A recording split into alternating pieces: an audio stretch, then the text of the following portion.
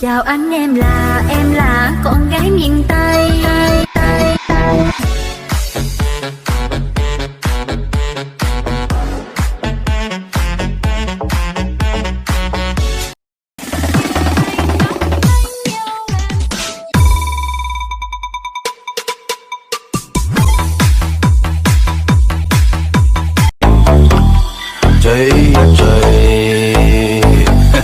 夜涼漸冷心似水，跟他走了極空虛。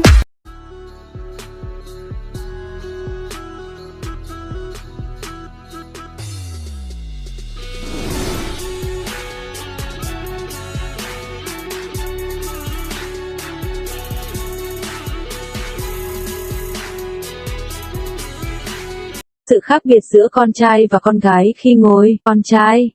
Anh là cành cây khô, tôi là chiếc lá rơi khi cơn gió vụt qua, một chút chết trong tim. Con gái.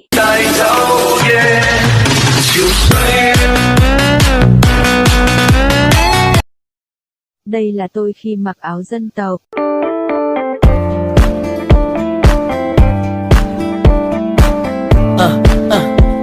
Come on. Hey Greedy, don't fret, what you see is what you. Nâng muối nữa là xuất sắc.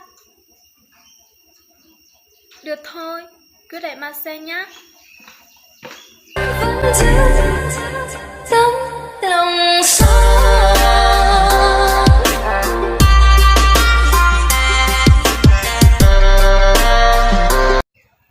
Sao mình nhìn quen thế nhở?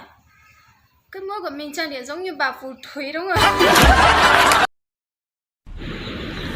Có ai tia của chị uống đâu, có ai tia có chị nhà cũ, cả lẹ, của phải sai ia của tiếng nhà cũ lại.